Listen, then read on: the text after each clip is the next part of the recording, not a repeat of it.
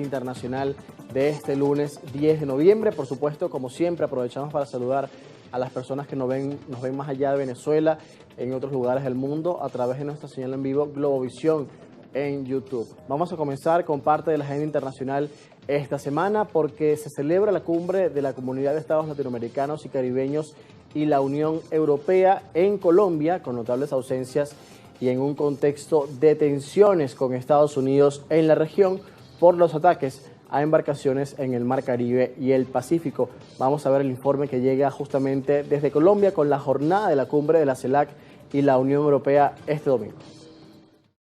De los 33 miembros de la CELAC y los 27 de la Unión Europea, solo 9 jefes de Estado o de Gobierno asistieron a la cita que se realiza hasta el lunes en Santa Marta, al norte de Colombia. Entre ellos, el presidente del Consejo Europeo, Antonio Costa, el primer ministro español, Pedro Sánchez, y el presidente de Brasil, Luis Ignacio Lula da Silva. Tanto Europa como América Latina y el Caribe constituyan una especie de faro democrático de la humanidad, que sea capaz de pararse unificadamente ante cualquier barbarie y denunciarla y tratarla para corregirla, no solamente palabras sino acción, y que sea capaz de rescatar el concepto de humanidad libre. La declaración final, no vinculante, incluiría un pronunciamiento sobre la EXA, una alusión sin mencionar directamente a Estados Unidos a los ataques del Caribe y una postura más condenatoria de la Ucrania. El ministro de Relaciones Exteriores checo, Jan Lipavsky, señaló en una entrevista con la France Press la necesidad de invertir en la defensa de Ucrania para frenar la ofensiva rusa y velar por la seguridad de Europa. Es una postura política y sabemos que si queremos frenar a Rusia, tenemos que pagar por ello. La seguridad no es gratis, la libertad no es gratis. Y el principal debate en la OTAN, el principal debate en la Unión Europea es cómo financiar el apoyo a Ucrania y cómo frenar a Rusia. Son cuestiones interrelacionadas. La cumbre tiene como objetivo oficial abordar temas relacionados con el comercio, la transición energética y la cooperación para luchar contra el crimen organizado. Una cumbre esperada desde hace varios años y también con mucha expectativa durante estos meses que han sido de tensión en la región con Estados Unidos, que por cierto hablaremos del país del norte porque los senadores estadounidenses alcanzaron este domingo un acuerdo provisional para poner fin al cierre del gobierno federal, que ya suma 40 días y ha paralizado servicios públicos en todo el país. Republicanos y demócratas acordaron financiar el gobierno hasta enero, tras semanas de disputas sobre subsidios médicos, beneficios alimentarios y despidos de empleados federales. La medida fue aprobada en el Senado y se espera que la Cámara de Representantes la ratifique en los próximos días. El presidente Donald Trump afirmó que el cierre podría terminar muy pronto al regresar a la Casa Blanca tras un fin de semana en Florida. Según los legisladores, el acuerdo busca reactivar el programa de asistencia alimentaria para 42 millones de personas, revertir despidos y extender la ayuda médica. El senador demócrata Tim Kaine aseguró que la propuesta protegerá a los trabajadores federales y garantizará el pago retroactivo de sus salarios. El líder demócrata Chuck Schumer lamentó la extensión de los beneficios de salud dependa de una nueva votación y afirmó que la lucha por un sistema más justo debe continuar. Mientras tanto, el cierre afectó duramente al transporte aéreo, con más de 2.700 vuelos cancelados y 10.000 retrasos este domingo. El secretario de Transporte, Sean Duffy, advirtió que la situación podría empeorar con la llegada del Día de Acción de Gracias, cuando millones de estadounidenses viajan por todo el país.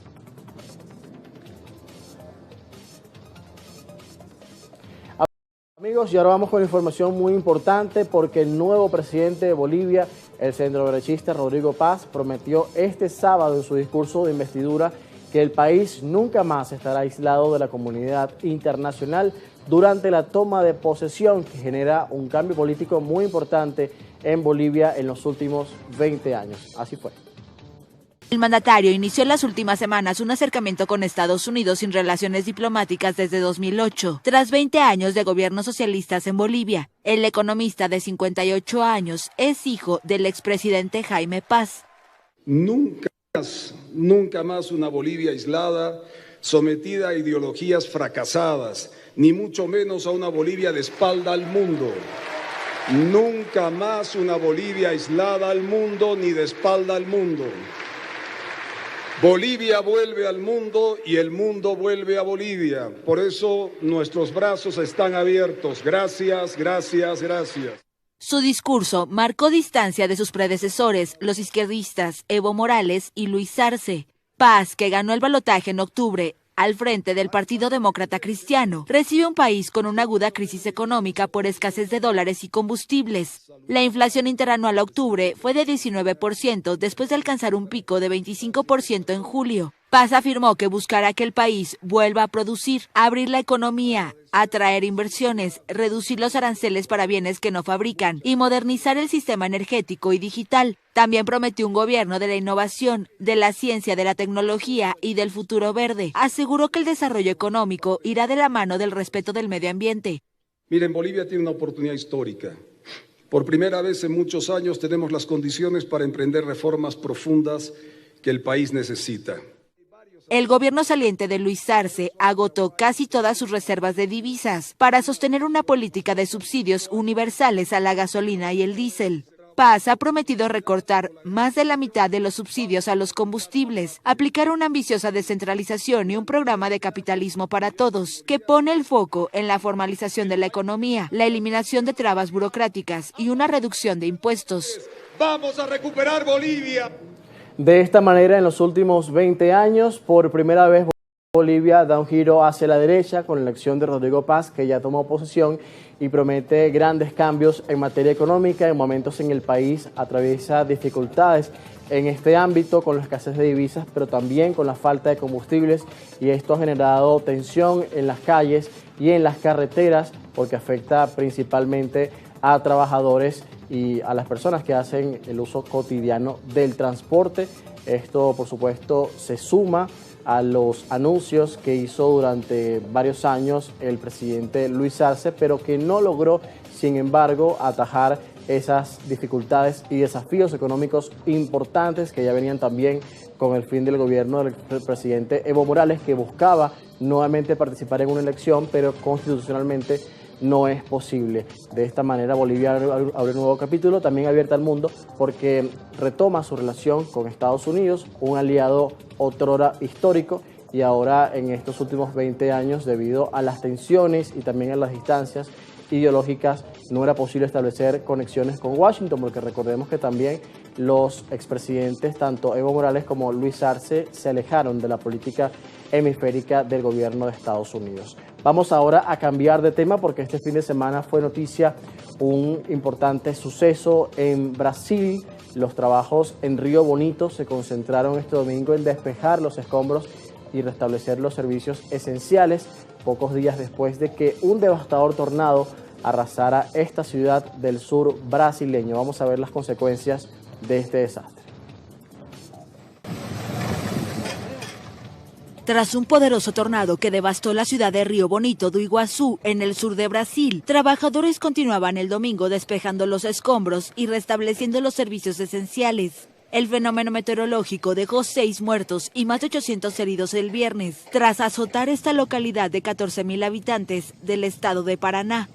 Las brigadas dieron por finalizadas las búsquedas en el área urbana e informaron que no hay nuevas víctimas mortales ni desaparecidos, según informó el gobierno del estado de Paraná.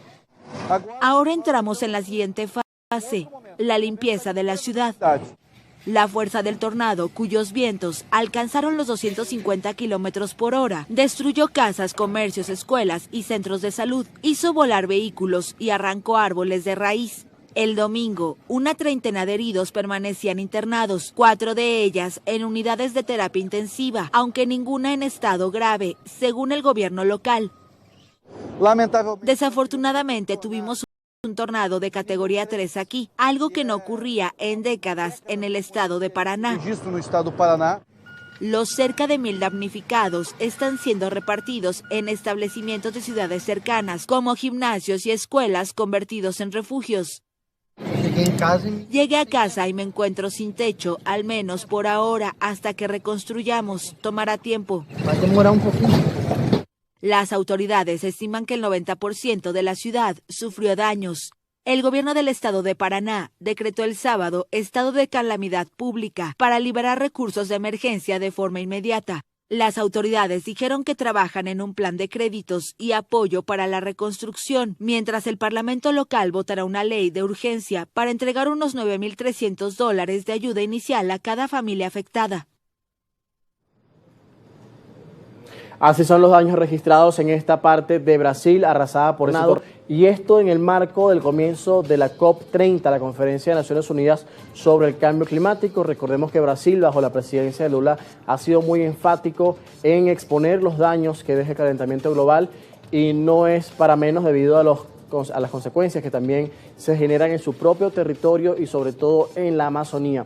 Hay mucha expectativa también sobre los anuncios de esta Conferencia de Naciones Unidas sobre el clima, que va a tener lugar en Belén, Brasil, aunque todavía hay avances que faltan por hacerse en materia climática, porque recordemos que han pasado diferentes cumbres y conferencias y no se logra consensos sobre el aporte de los países en concreto para enfrentar esta realidad que, según los informes internacionales, está causando gran parte de los fenómenos climáticos en el momento y los desastres naturales que se han registrado en estos últimos tiempos. Vamos a cambiar de tema porque alrededor de 100.000 personas quedaron sin electricidad ni calefacción este fin de semana en la región ucraniana de Kharkov, luego de una nueva oleada de ataques rusos contra la infraestructura energética de esa región. Según Kiev, Rusia lanzó el sábado cientos de drones y misiles que interrumpieron el suministro de energía, agua y calefacción en varias ciudades del país. La Fuerza Aérea Ucraniana aseguró haber derribado 406 naves y 9 misiles del total de 458 drones y 45 misiles disparados. Las autoridades informaron que los ataques también impactaron 2 subestaciones nucleares en el oeste de Ucrania que abastecen a las plantas de Melnitsky y Rivne. Expertos advirtieron que los daños podrían dejar sin calefacción a miles de personas durante el invierno. Ucrania respondió intensificando sus ataques contra depósitos de petróleo y refinerías en Rusia en un intento de afectar las exportaciones energéticas de Moscú. El domingo, más de 20.000 personas quedaron sin electricidad en regiones rusas fronterizas. Kiev pidió a China e India presionar al Kremlin para que detenga los bombardeos a la infraestructura civil.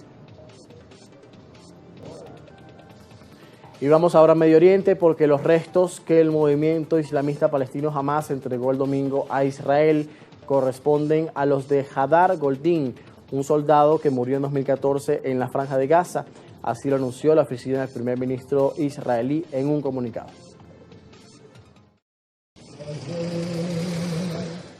El movimiento islamista palestino Hamas entregó el domingo a Israel los restos de Hadar Goldin, un soldado que murió en 2014 en la Franja de Gaza. Hoy Hadar Goldin regresa a casa. Conozco el sufrimiento que ha padecido su familia. Conozco la larga espera que unió a todo Israel. Y hoy estamos unidos al haberlo traído finalmente de vuelta con sus padres y su familia para que descanse en paz en Israel. El ataúd fue entregado por la Cruz Roja al ejército israelí y al Shin Bet, el servicio de seguridad interior, antes de ser trasladado a Israel. Se trata del cuerpo número 24 de un rehén entregado por Hamas, de los 28 que se comprometió a devolver en el marco del acuerdo de alto al fuego en Gaza. El militar murió el 1 de agosto de 2014 durante una misión de reconocimiento con su unidad en un túnel cerca de Rafah, en el sur de la Franja de Gaza, en el territorio palestino. Y cerramos en el centro de Asia porque el supertifón Phung-Won golpeó este domingo la costa este de Filipinas, dejando al menos 2 muertos y forzando la evacuación de más de 1 millón de personas, así lo informó el Servicio Meteorológico Nacional. El fenómeno, con un radio que cubre gran parte del país, tocó tierra en la provincia de Aurora, en la isla de Luzón. Las autoridades advirtieron que el tifón provocará intensos vientos y lluvias torrenciales en amplias zonas del archipiélago. Escuelas y oficinas públicas permanecerán cerradas este lunes en Luzón, incluida la capital Manila, donde ya se han cancelado unos 300 vuelos. Se espera que Phung-Won descargue más de 200 litros de lluvia por metro cuadrado, lo que podría causar severas inundaciones. Expertos señalan que el cambio climático está intensificando la fuerza de los tifones que azotan el sudeste asiático. Los océanos más cálidos permiten que las tormentas se fortalezcan con mayor rapidez, mientras que el aire más caliente retiene más humedad, aumentando las probabilidades de lluvias extremas y desastres naturales. Y con esto cerramos la actualidad internacional este lunes aquí en Primera Página. Vamos a hacer una nueva pausa, son las 6:50 minutos en Caracas. Al regreso, nuestra compañera Lucía